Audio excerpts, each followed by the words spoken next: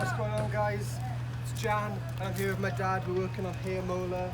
It's our boat out in Turkey. Just come over from Bridgend over in Wales, and it's a lot of work to be done, as you can see, but it's all in a day's work, as they say, innit?